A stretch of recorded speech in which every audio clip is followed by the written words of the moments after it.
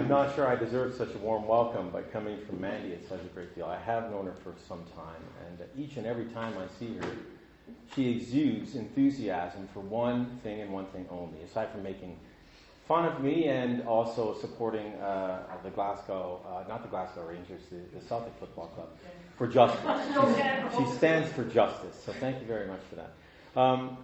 Look, I will hopefully keep the remarks down to about 30, 35 minutes, because I am dealing at some stages with some detailed law. I will be committing myself to some notes, so first I'd like to apologize for that. Some of you I recognize as being legal experts yourselves, so please forgive me if I rehash some of the law as I make my argument. The only thing I would request as I do is that do keep in mind that the argument is based on these legal principles that we've all come to believe are self-evident, basic, etc. And I think as we move towards the end of the talk, it'll become apparent to you as to why I spent so much time detailing these. So I'd like to focus my remarks on a question that has preoccupied me for some time and has taken on greater relevance since the November 2012 upgrade in the status of Palestine in the United Nations General Assembly as non-member observer state. Namely, what is the legal status of Israel's prolonged occupation of the state of Palestine, and what can be done about it before the International Court of Justice? Before I begin, two provisos. First, I approach the question from a strictly doctrinal as opposed to jurisprudential perspective, rather than engaging in a theoretical critique of public international law's role in unmaking Palestine and transforming it over time. And for a window into that, I'd commend you into the work of men like Anthony Angie, Marty Koskiniemi, etc. My goal is to approach the subject through the lens of the international law practitioner.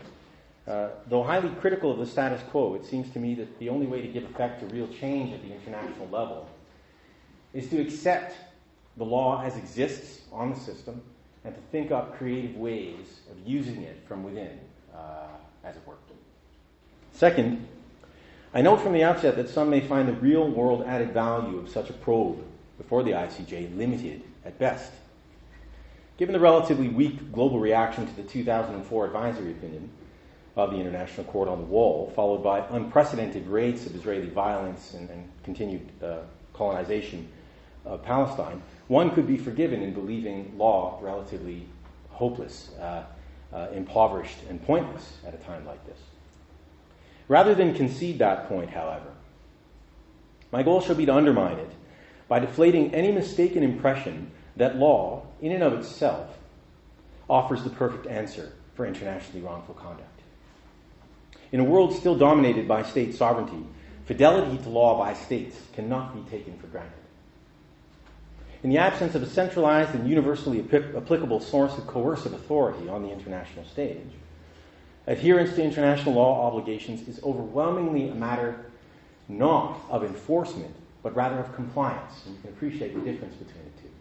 There's an element of sovereignty that states give up when they engage on the system, and therefore when they adhere to international law norms, it's more a matter of compliance, voluntary almost, as opposed to enforcement.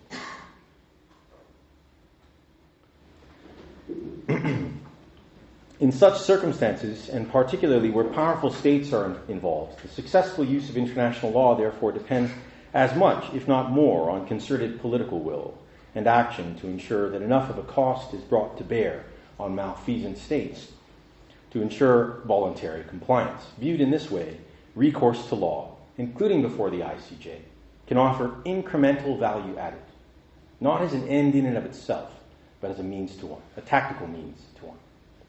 With that said, my discussion will cover the following three areas. First, it will set out the basic tenets of the law of belligerent occupation, highlighting the natural tension that occupations of a prolonged duration naturally generate. Second, it will survey some of the illegal practices of Israel as a prolonged occupant in Palestine since 1967. And third, it will address, and this is the heart of the matter, it will address how resort to the ICJ through its advisory opinion function may be of use to the state of Palestine today. The law of belligerent occupation. As a branch of international humanitarian law, the law of belligerent occupation governs the administration of occupied territory, enemy territory, as a result of armed conflict and pending the conclusion of a final peace. Although it consists of a multitude of general rules and customary principles, it's primarily governed by two key treaties, the 1907 Hague Regulations and the 1949 Convention relative to the protection of civilian persons in time of war. In essence, the law on belligerent occupation sets out how the civilian or protected population is to be treated during the course of the occupation. The law also outlines the duties and corresponding obligations and rights of the occupied population and the occupying power vis-a-vis each other. In essence, the law of occupation is based in two fundamental principles. And if you take anything away from my discussion of the law of occupation, you take the following principles away and to heart. And this is what underpins the whole of the argument I made. One, that occupation is meant to be temporary. The first fundamental principle is that occupation represents a temporary condition during which the role of the occupying power is limited merely to that of the de facto administrative authority, with few exceptions, such authorities to be exercised for the benefit of the protected population. Because occupation is inherently temporary, the occupying power is prohibited from altering the status of the territory. In addition, it is bound to permit and ensure the functioning of the pre-war administration of the territory. This includes the obligation to respect the laws in force and amending them only to the extent required to ensure that the occupying power is able to discharge its duties under the law. The second principle is that under no circumstances does the fact of being in occupation of a territory entitle the belligerent occupant to sovereignty in that territory. This principle evolved from the antiquated law on the right of conquest in the 19th and the 18th and the 17th centuries. To quote von Clausewitz, war was a policy by other means. And when one engaged in war, one could also take the spoils of war, including land. All of that ends in the post-1945 era.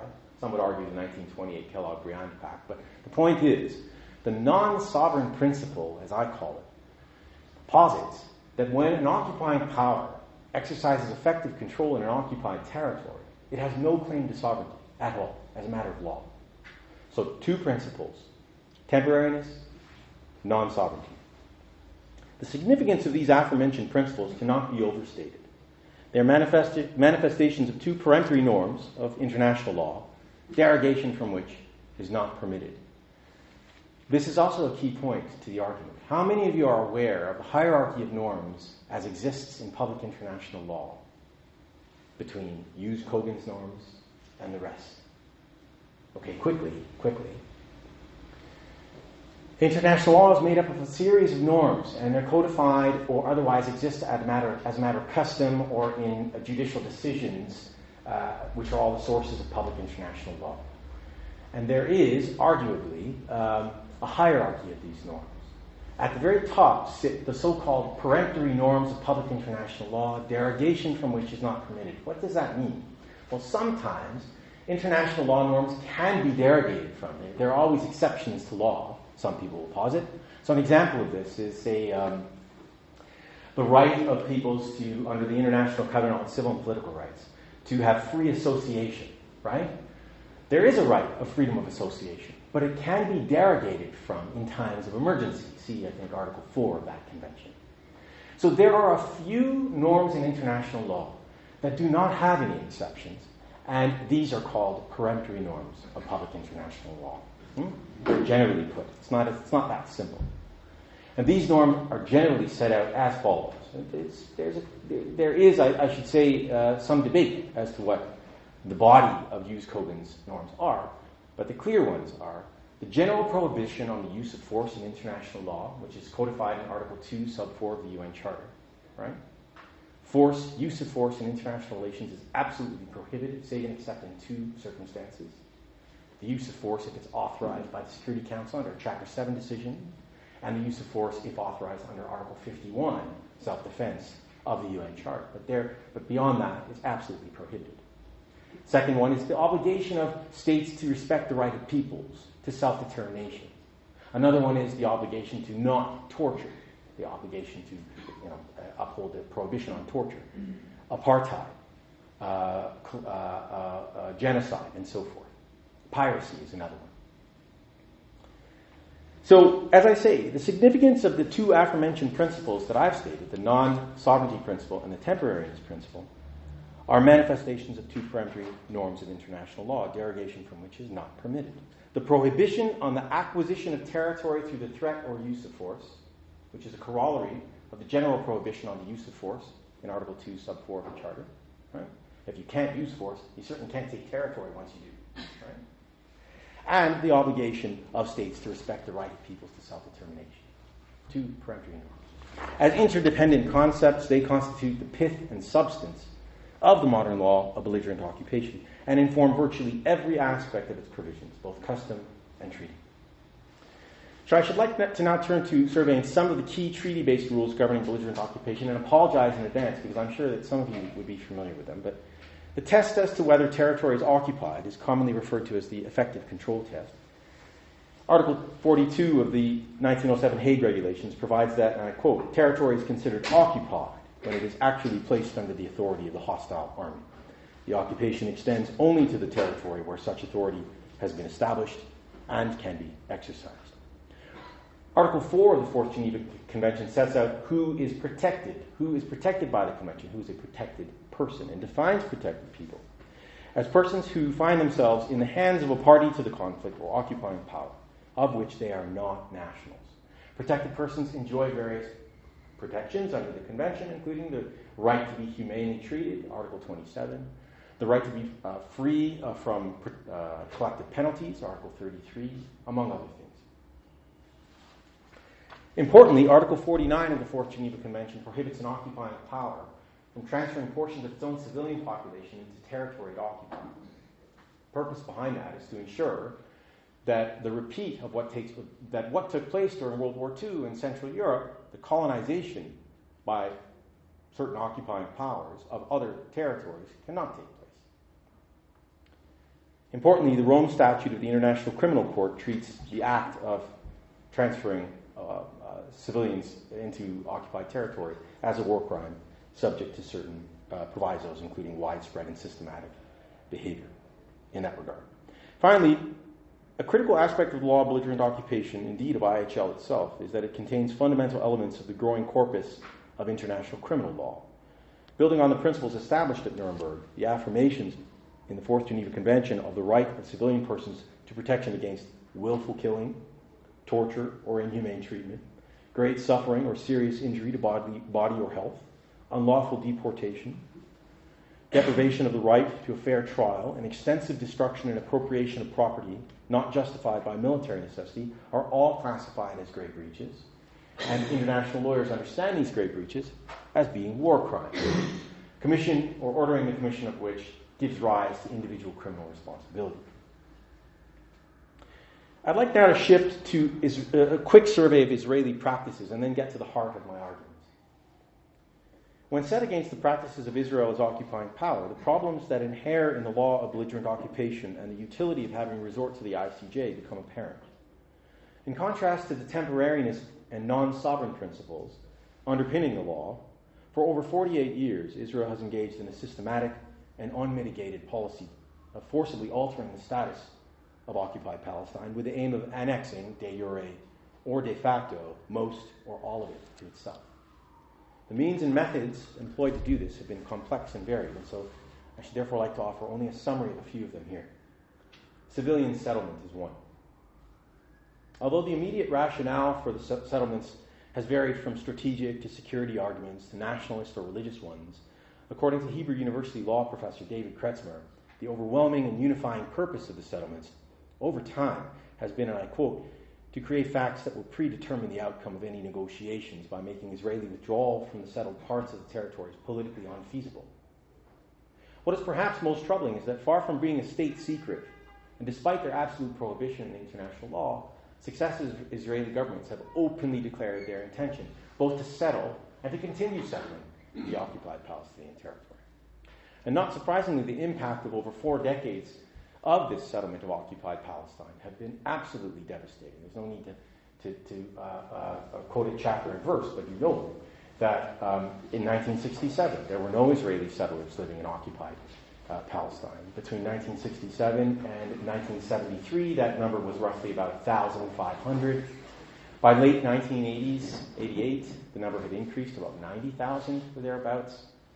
And by the 1993 Oslo Accords, when, on the eve of the signing of the Declaration of Principles, you have about 193,000 settlers living in occupied Palestinian territory. And despite the terms of the Accords, right, that nothing should be done to prejudice the final status of the territory, between the signing of Oslo, first Oslo Accord in September 1993, and today there's been over, some would say a doubling certainly, but some would say a tripling of that number. Today there's about 520,000 conservatively, putting it, settlers living in the occupied Palestinian territory. Another measure taken by the Israelis is their acts concerning annexation and illegal expropriation of Palestinian land. This has been done in order to either establish or consolidate its settlement, of course, so there's an inverse relationship between the two. In the immediate aftermath of the 1967 war, Israel unilaterally expanded the borders of East Jerusalem 11 times their normal or natural size, and then immediately annexed that territory to itself, declaring that domestic law would apply and so forth. The United Nations Security Council made it very clear that this was illegal and has since. Israeli law and policy respecting the remainder of the OPT outside of East Jerusalem has been highly similar to that governing its control over occupied East Jerusalem, with the exception that it's not formally announced its intention to annex, yet it has taken measures effectively doing the same. Instead, it's utilized hundreds of military orders to expropriate a massive expanse of Palestinian land, resulting in the de facto annexation of the vast majority of Palestine, without having to absorb its population through the extension of its citizenship. Importantly, in addition to being a grave breach of the Fourth Geneva Convention, the Rome Statute makes it clear that the extensive appropriation of property not justified by military necessity and carried out unlawfully and wantonly is a war crime.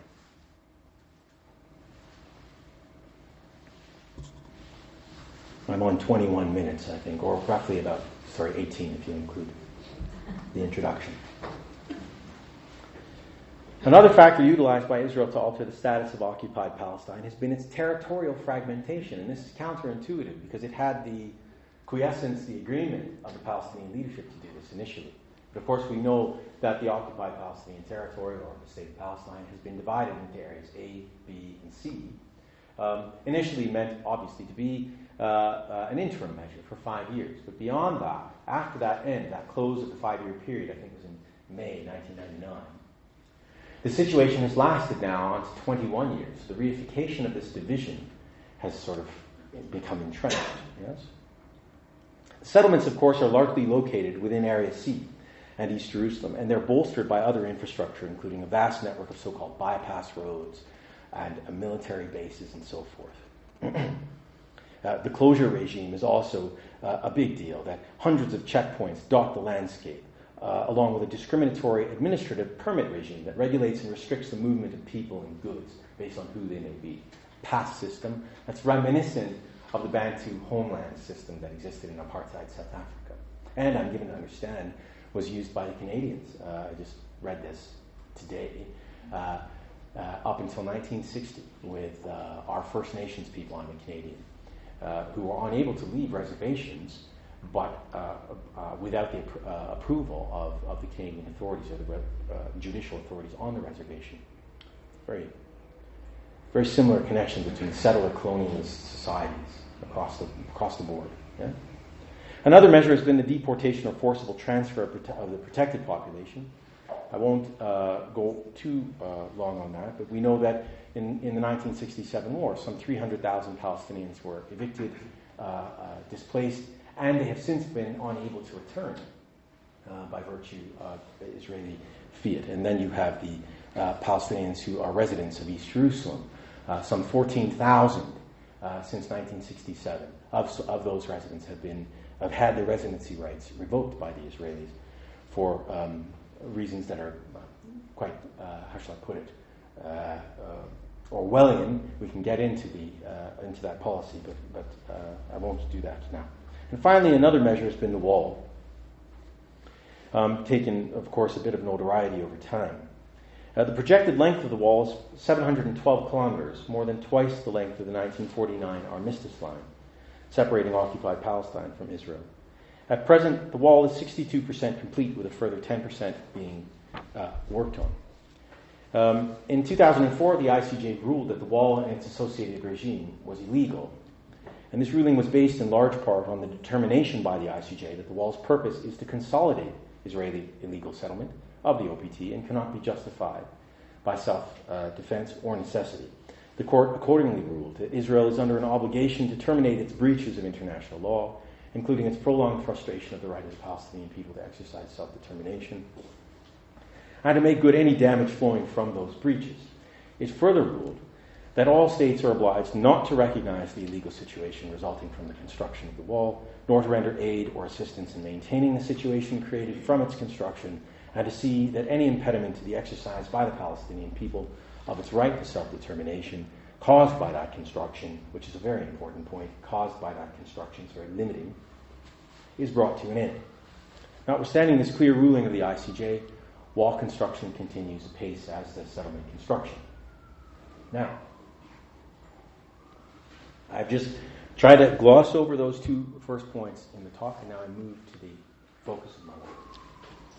So having briefly covered the fundamental principles of the law of belligerent occupation and surveyed Israeli practices in contravention of the same, I shall now turn to the main topic of my address.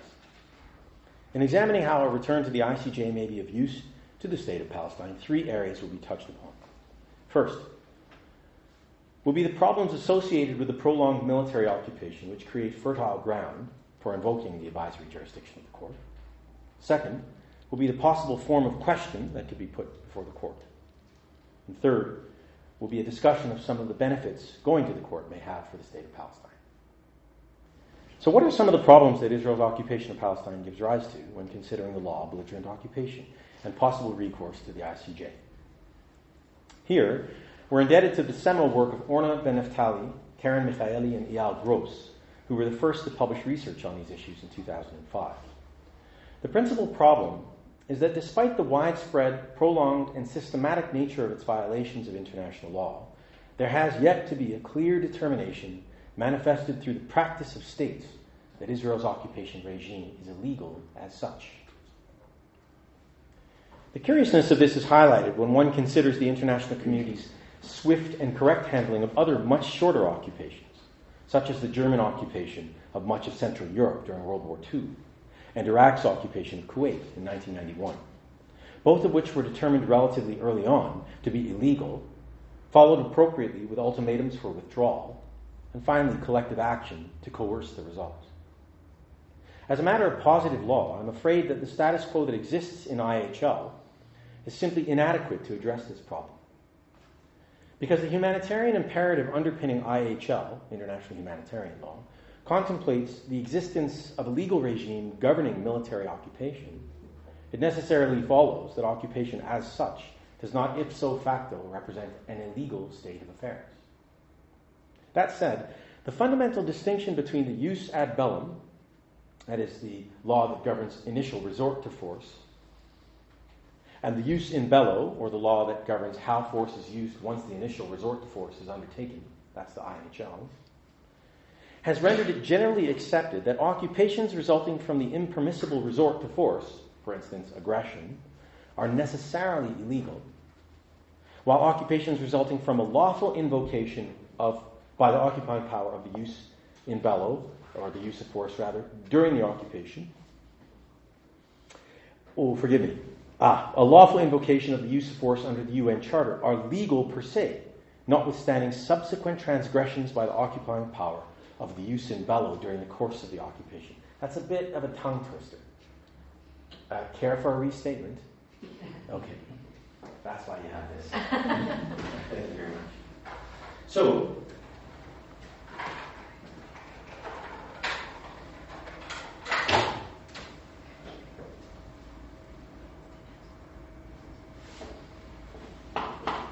Article 2, sub 4 of the UN Charter sets out, and the exceptions there too. The exceptions are, there's a general prohibition on use of force in international relations. That is the quintessential provision of the UN Charter. This is the revolution that is represented by the UN Charter system, right? Represented here. There are exceptions. Article, as I mentioned, 51, self-defense. and Chapter 7, resolution of the Security Council, which authorizes force. Those are the exceptions.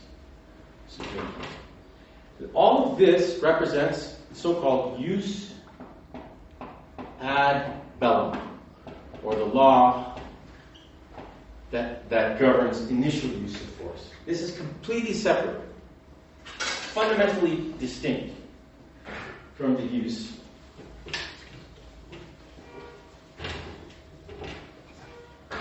in bello, the law that governs force when it has initially been resorted to. It's counterintuitive. This is known otherwise as the IHL, International Humanitarian Law.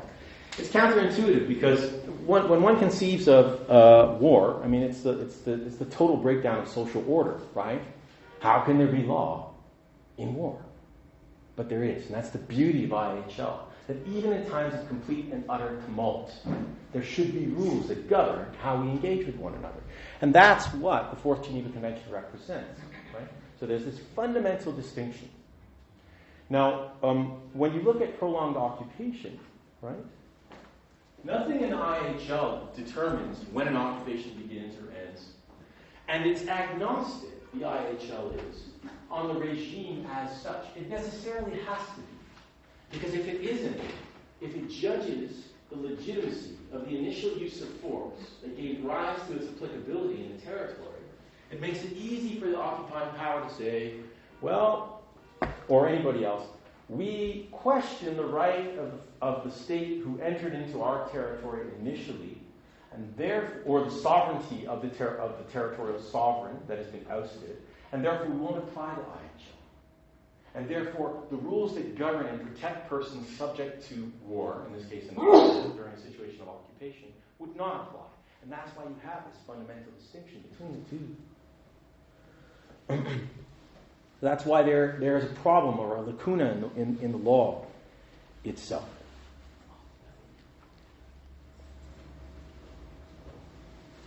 Again, the fundamental distinction between the jus ad bellum and the jus in bello has rendered it generally accepted that occupations resulting from impermissible use of force initially are necessarily illegal.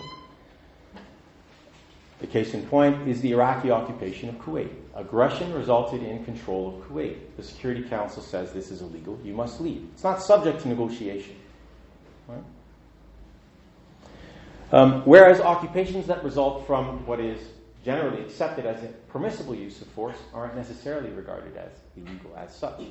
And Israel's occupation of Palestine is one such case, because there has yet to be a determination made by any principal organ of the United Nations, any authoritative body, that Israel's very presence in occupied Palestine is illegal, even though it's engaged in a whole host of illegalities and violations of the IHL.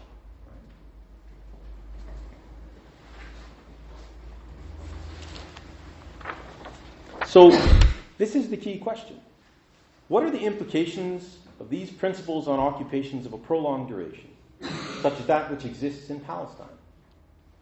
Where a prolonged occupant engages in serious violations of international humanitarian law, including with consequences that systematically violate certain of its obligations erga omnes, obligations owed to the rest of the international community as a whole, or obligations of a jus cogens character, peremptory norms, derogation from which is not permitted. By what rationale can it be said that the regime maintaining that situation remains legitimate or legal? There's an incongruity here. Right? What impact, if any, does time and good faith have on determining this issue? I would submit that the prolonged nature of Israel's occupation of Palestine stands as one of those potentially game-changing cases that requires international lawyers to rethink how we conceive of the law of belligerent occupation. In this regard, Professor Eyal Ben-Benisti has argued that the modern law of belligerent occupation be understood as requiring that an occupying power that stalls or holds out in bad faith and uses its occupation of enemy territory as leverage be regarded as an aggressor, whose very rule would be tantamount to annexation and therefore tainted with illegality. However, because of the political difficulty in determining the difference between a reasonable bargaining on the part of an occupying power and a good faith occupant or an obstinate holdout, of a bad faith occupant, we're left with little by way of a firm and predictable normative framework against which the legality of prolonged occupation may be measured. Enter the yardstick, in my respectful view, of jus cogens, specifically the right of peoples to self-determination and the inadmissibility of the acquisition of territory through the threat or use of force. As norms that are widely understood and highly developed in international law, their utility as possible standards against which the legality of prolonged foreign military occupation may be measured is clear. This is particularly so given the two fundamental principles underpinning the modern law of belligerent occupation, namely that occupation represents a temporary condition and that the occupying power does not, by virtue of the occupation, possess any right to sovereignty in that territory.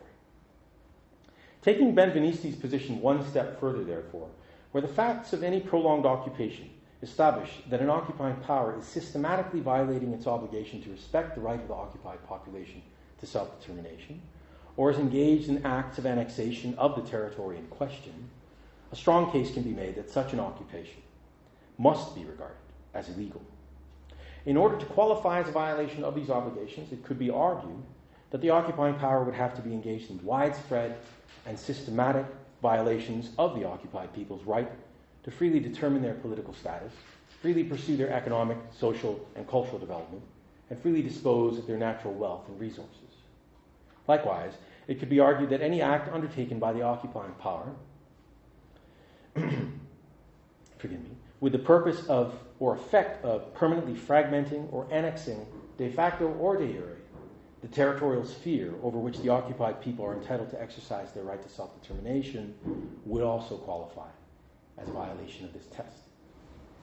So when assessed against this standard, it's easy to arrive at the conclusion that Israel's prolonged foreign military occupation of Palestine is illegal in and of itself, because it stands in direct violation of Israel's obligation erga omnes to respect the right of the Palestinian people to self-determination, and its obligation to govern itself in accordance with the prohibition on the acquisition of territory through the threat or use of force. The evidence in support of this conclusion is found in Israel's 48-year drive to colonize and otherwise forcibly alter the status of Palestine, the legitimate self-determination unit of the Palestinian people. In short, Israel's prolonged occupation has crossed the legal Rubicon, to borrow a phrase from Professor Yoram Dinstein, and can now only objectively be understood as a situation of outright conquest. Annexation in all but name, with all the attendant legal consequences such a designation entails at public international law. Of course, notwithstanding Article 38 of the Statute of the International Court of Justice, which says that a subsidiary means of source of public international law is the writings of highly qualified publicists, basically academics, and I wouldn't include myself among them. What international law scholars have to say about international law is something different, qualitatively so, than what the principal judicial organ of the UN does. In order to be able to provide the ICJ with an opportunity to reach a definitive ruling on the illegality of Israel's occupation of Palestine, therefore, it's crucial to consider the form of question that should be put before it. In this respect, careful attention needs to be paid to the content of the question, as it will ultimately determine the outcome reached. Considerations in crafting any question are both procedural and substantive. On the procedural side, as a first step, one must consider what body will be entrusted to put the question to the court. Under Article 96, Sub 1 of the UN Charter, both the GA and the Security Council are empowered to request the ICJ to give an advisory opinion on any legal question. In addition, under Article 96, Subsection 2, other organs of the UN and specialized agencies may request the ICJ to deliver an advisory opinion so long as they are authorized by the GA to do so and the legal question arises within the scope of their duties. In the presence of the United States, given the presence of the United States on the Security Council, the Council is not a possible means to put a question on Palestine before the ICJ. That much is clear. Likewise, given the limited subject matter of any question that can be put to the ICJ through an organ of the UN other than the General Assembly or the Security Council, it's not practicable to rely on that mechanism. And therefore, as with the 2004 advisory opinion, the GA, the General Assembly, will likely have to be the source of any question put before the court. And because any resolution of the GA that requires an advisory opinion of the ICJ will require a simple majority of all members present and voting to pass, Any effort by the state of Palestine to have the GA request another advisory opinion of the ICJ will require a great deal of political capital and effort in consensus building among member states who may or may not share a consensus view on the matter. And I take this moment to pause and note that we know that the General Assembly is a place where the state of Palestine has a regular majority in respect of the question of Palestine. It's notable to find that among those resolutions of the General Assembly in which the state of Palestine just had a bare majority was the resolution that put the question to the International Court of Justice in 2004. Assuming all members are present and voting, this would require the agreement of at least 97 members of the UN. And despite the strong support enjoyed by the state of Palestine and the GA, as I've just mentioned, judging by the enormous effort expended by the Palestinian mission in the UN in the lead-up to the resolution of the GA that produced the advisory opinion in 2004, success can't be assumed. As a result, any proposed question referred to the ICJ must be sufficiently conservative, building upon the established law and practice of the United Nations on the question of Palestine, thereby making consensus building an easier task. On the substantive side, any question put to the court has to be crafted with a careful balance struck between being sufficiently specific so as to narrow the possibility of any unintended negative finding, while at the same time being sufficiently broad to allow for a finding that Israel's continued occupation of Palestine is illegal as such. In addition, and perhaps most importantly, it must allow for determinations to be made as to the legal consequences of such finding, not only for Israel and Palestine, but also for third states. And so with this in mind, one possible question that the GA could ask the ICJ would be as follows. I'm almost done. What are the legal consequences for all states arising from Israel's continued occupation of the state of Palestine, considering the rules and principles of international law, including the UN Charter, Fourth Geneva Convention of 1949, international human rights law, relevant Security Council and General Assembly resolutions, and this court's advisory opinion of 9 July 2004. Such a question would allow the state of Palestine to advance arguments that go to the illegality of Israel's continued occupation and colonization of Palestine. Such a case would be based on the established law as pronounced upon by the principal political and judicial organs of the UN, including the obligation erga omnes of Israel to respect the right of the Palestinian people to self-determination, the obligation of third states to ensure that any impediment to the exercise by the Palestinian people of its right to self-determination is brought to an end, that measures taken by Israel since 1967 to alter the status of the OPT, including through continued settlement construction, annexation of East Jerusalem, and the construction of the wall, are illegal. And most importantly, that taken collectively and over time, these measures amount to an attempt to annex occupied territory in contravention of the inadmissibility of the acquisition of territory through the use of force. In addition, such a question would allow for new findings to be made in respect of developments that have crystallized since the last advisory opinion was given in 2004.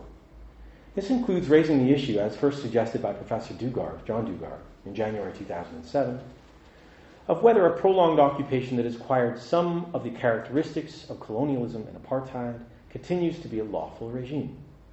As demonstrated by Dugard and John Reynolds, quote, on the basis of the systemic and institutionalized nature of the racial domination that exists, there are indeed very strong grounds to conclude that a system of apartheid has developed in the occupied Palestinian territory. Israeli practices in the occupied territory are not only reminiscent of, and in some cases worse than, apartheid as it existed in South Africa, but are in breach of the legal prohibition on apartheid. I'd like to shift to the strategic benefit of another advisory opinion. Because little follow-up action has been taken by the international community since the 2004 advisory opinion, beyond the establishment of the UN Registry of Damage, there is a sense among some commentators that having recourse to the ICJ once again would be without any strategic benefit. With respect, I believe this is mistaken. Since the onset of the Oslo process, a preponderance of power has allowed Israel a free hand to consolidate and expand its control over Palestinian land, people, and resources, virtually cost-free. For years, relative Palestinian weakness in the political, economic, and military spheres disincentivized Israel to alter course. But absolute power corrupts absolutely.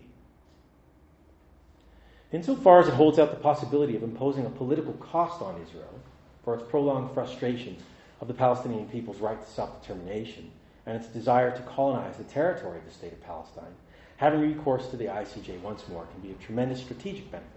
This benefit can manifest itself in at least four separate but interrelated ways. First, a second advisory opinion would add tremendous weight to current efforts of the Palestinian leadership to re-internationalize their case within the United Nations and international bodies. Since 2011, the State of Palestine has ratified or acceded to over 40 treaties and joined numerous international bodies. Of the 193 member states of the United Nations, a full 135 recognize the State of Palestine, representing over 70% of planet Earth's population. Although Israel has objected to these moves, they've enabled the State of Palestine to both assert its inalienable rights and duties among sovereign equals, while highlighting ongoing Israeli impediments to the effective exercise by the Palestinian people of independence and self-determination in Palestine. While the effort has not been aimed at attacking Israeli sovereignty claims to its own territory, it has undermined the legitimacy of Israeli sovereignty claims in Palestine, bound up as they are in the continued settlement of it, thereby further isolating Israel on the international stage. A second strategic benefit. A second advisory opinion would introduce possibilities for a greater range of consequences under the law of state responsibility than have yet to be invoked. Palestine's November 2012 admission as a non-member observer state of the UN allows arguments to be raised concerning the illegal purpose of Israel's near 50-year occupation of it, in contravention of Article 2, subsection 4 of the UN Charter. That section provides as follows. All members shall refrain in their international relations from the threat or use of force against the territorial integrity or political independence of any state, note any state, not member state, or in any other manner inconsistent with the purposes of the United Nations. Although this was a provision cited by the ICJ in its 2004 advisory opinion, in that case the court relied more on its corollary, namely the inadmissibility of the acquisition of territory through force, in conjunction with the right of the Palestinian people to self-determination, to arrive at the conclusion that only one specific aspect of Israel's presence in Palestine, only one, its construction of the wall, violated international law. That isn't to say that it didn't affirm what other principal organs had already done, the legality of the settlements and so forth. But the only unique or fresh thing about the ICJ opinion in 2004 is its finding on the wall. Right? It otherwise affirms or reaffirms positions taken by other political organs, including the Security Council and the General Assembly. In contrast, now that the State of Palestine has been recognized at the United Nations, it would be open, as a state, that is to say, it would be open for the court to build on these two peremptory norms of international law, to find that Israel's continued presence, its very presence in Palestine as a whole, violates the territorial integrity and political independence of the state. Such a finding would elevate the urgency of the legal issues, and political ones, it should be said, more so, at play in the question of Palestine, from the mere protection of the rights of a people under occupation to the protection of the territorial integrity and political independence of a state, the sine qua non of the UN Charter system as a whole. Thus, whereas in its 2004 advisory opinion of the ICJ, the ICJ ruled that, quote, the construction of the wall and its associated regime created a fait accompli on the ground that could well become permanent, in which case, and notwithstanding the formal characterization of the wall by Israel as temporary, it would be tantamount to de facto annexation.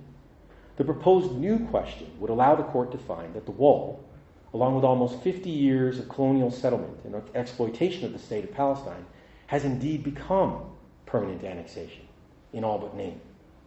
The factual record of continued wall settlement and construction since 2004, as well as explicit Israeli governmental policies that call for the advancement of the settlement enterprise, with some ministers and members of government calling for the de jure annexation of the settlements and Area C of the West Bank, would offer very strong evidence in support of this. It is well to recall that even though the ICJ ruled in 2004 on the illegality of various of Israel's violations of international law, the IHL primarily, and human rights law, and called upon Israel and third states to see to it that these violations were brought to an end, this did not include the reference to any obligation to end Israel's continued occupation of the state of Palestine. And this is very important. On the contrary, after setting out its relatively narrow findings on the illegality of the wall, the court went to pains in paragraph 162 to call for a, quote, negotiated solution to the outstanding problems and the establishment of a Palestinian state existing side by side with Israel. Of course, negotiations are an important tool of conflict resolution. But one is truly hard-pressed to imagine how any negotiation of this sort can happen, let alone produce the desired result, under the present circumstances of asymmetry in power. There being no partner in Tel Aviv with whom to negotiate, it would seem that something more is called for, namely a judicial determination that the very presence of Israel in occupied Palestine for nearly half a century is in and of itself illegal, and that its end cannot be reasonably pinned to endless negotiations between a bad faith occupier and a besieged occupied people, but can only be fulfilled through immediate, unconditional, and full withdrawal. Were a second advisory opinion to result in a finding that Israel's continued occupation and its presence in Palestine were illegal as such, the court would be able to require Israel to end its occupation forthwith, as a serious breach arising under two peremptory norms in public international law, being the inadmissibility of the acquisition of territory through the threat or use of force, and violation of the right of the people in that state, in that territory, to exercise self-determination. It would also be able to require all states to cooperate to bring the occupation to an end, not to recognize it as lawful, nor to render aid or assistance in maintaining it. Questions would arise as to the scope of what measures third states would be required to take in order to bring these serious breaches by Israel to an end. Right? But as noted by James Crawford, now a judge on the International Court of Justice, although such measures must be through lawful means, the choice of which to pursue will depend on the circumstances of the given situation. Very important words. Because of the circumstances of the given situation, the political discussion is about Israel's very presence in the territory. If that's the political discussion that's taking place within the halls of the United Nations, then that elevates those measures that third states may regard themselves as being required to undertake to discharge their obligations under international law, to ensure that Israel respects its obligations. Right? Now, you have the EU with the settlement label issue, right? The EU says we're going to label all the products coming from the settlements, thereby simply transferring the burden of being guardians of international law to the marketplace. People will decide whether or not they want to buy the banana. Right? But if you elevate the discussion, the political discussion, of the issues at play, in this case, Israel's very presence in occupied Palestine, as being illegal, then that allows for a more robust conversation at the diplomatic level with third states on what they are required to do.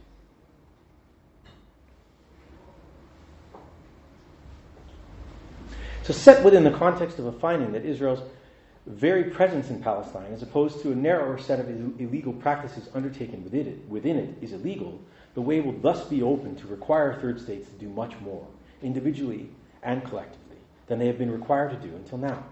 This could take the form of collective cooperation within the framework of an international organization, including the United Nations General Assembly, where Palestine enjoys hearty support, and as we will see, precedent exists for creative political struggle to be deployed. A third strategic benefit. And moving to that precedent. A second advisory opinion would help pave the way for greater levels of political leverage to isolate Israel diplomatically within the UN and help bring it into a state of compliance with its international legal obligations in Palestine. In this respect, the string of cases concerning Southwest Africa, or Namibia, brought before the ICJ between 1950 and 1971, is an instructive precedent for Palestine to follow. Those cases broadly concerned South Africa's mandate over Southwest Africa, League of Nations mandate. It was a Class C mandate, unlike Palestine's, which was a Class A, granted to it by the League of Nations following World War I. Upon the dissolution of the League in 1946, South Africa asserted that the mandate itself had lapsed and sought UN recognition for its annexation of Southwest Africa. The UN General Assembly refused and submitted the matter to the ICJ in 1950. The ICJ thereafter ruled, among other things, that South Africa continued to be the mandatory power and that supervisory functions over the mandate were to be exercised by the UN. South Africa's continued refusal to recognize the opinion led to two further advisory opinions brought by the court, being rendered in 1955 and 1956, along with a judgment in a contentious case brought by Ethiopia and Liberia in 1962. In 1966, the General Assembly passed Resolution 2145, through which it terminated the mandate for failure by South Africa to, quote, fulfill its obligations to respect the administration of the mandated territory and to ensure the moral and material well-being and security of the indigenous inhabitants of Southwest Africa, end quote. This was followed in 1970 by a Security Council Resolution 276, which declared the continued presence of South Africa in Namibia to be illegal. In the face of the continued South African non-compliance of these measures, the Security Council requested the ICJ to provide a fourth advisory opinion addressing the legal consequences for states of the continued presence of South Africa in Namibia, or Southwest Africa, notwithstanding Security Council Resolution 276. In affirming that the continued presence of South Africa in Namibia was illegal, the court ruled that South Africa was under an obligation to withdraw its administration from Namibia immediately, and thus put to an end its occupation of the territory. The court further ruled that UN member states were under an obligation to recognize the illegality of South Africa's presence in Namibia and the invalidity of its acts on behalf of or concerning Namibia, and to refrain from any acts, and in particular any dealings, with the government of South Africa implying recognition of the legality of or lending support or assistance to such presence and administration. All of that is cryptic from the decision. Now, while there are clear differences between the cases of Namibia and Palestine, most notably with respect to the role of the Security Council, the experience of Namibia within the UN's principal political and judicial organs is instructive. Although it wasn't until 1988 that South Africa ended its illegal occupation of Namibia, strategic use of the ICJ imposed further political, economic, and social and cultural costs that contributed greatly in the result. It is submitted that a second advisory opinion of the ICJ in the case of Palestine may yield just as much benefit for the Palestinians as part of a larger strategy for liberation. Again, a tactical move as part of a larger strategy. Fourth and final strategic benefit, and then I shall be done.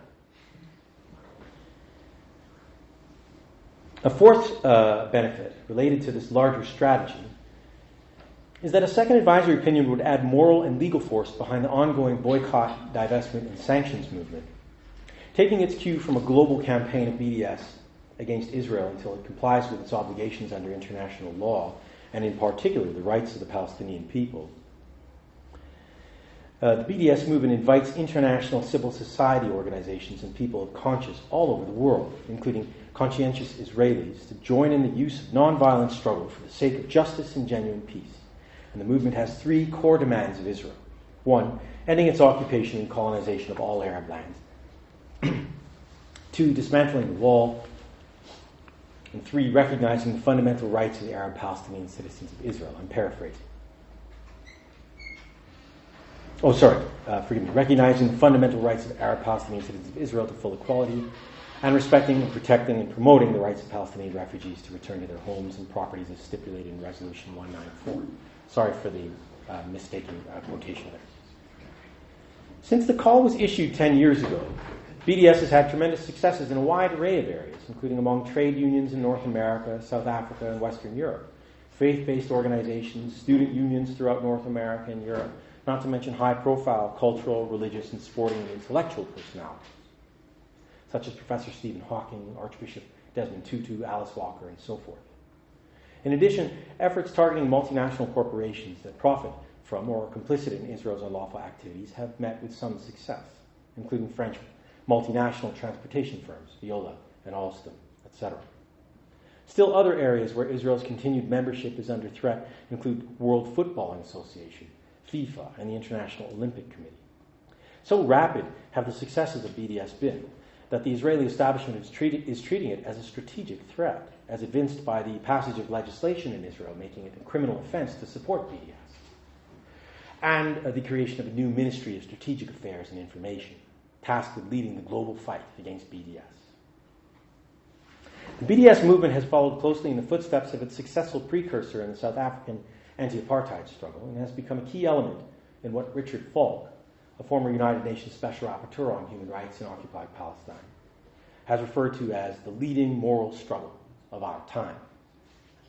Just as it took its spirit from the findings of the ICJ in 2004, there can be no doubt that the BDS movement would gain considerable further momentum from a finding of that court in a second advisory opinion that Israel's occupation of Palestine was in and of itself an illegal regime. Given the seeming inability of the contemporary state-centered international system to give effect to Palestinian rights as enshrined in international law, the role of global civil society cannot be overlooked. In closing, although seemingly honored more in the breach than in the observance, the law of belligerent occupation, like all IHL, remains centrally important in a world in which civilians increasingly find themselves subject to the ravages of war and armed conflict. As a case study, it should not be forgotten that Israel's occupation of the state of Palestine is useful in demonstrating both why law matters as well as where its limits are. If we are to use law as a force to address wrongs, correct behavior, and otherwise effect positive change, we must constantly examine its fault lines and search for alternative ways of thinking, as I briefly attempted to do this evening. Thank you.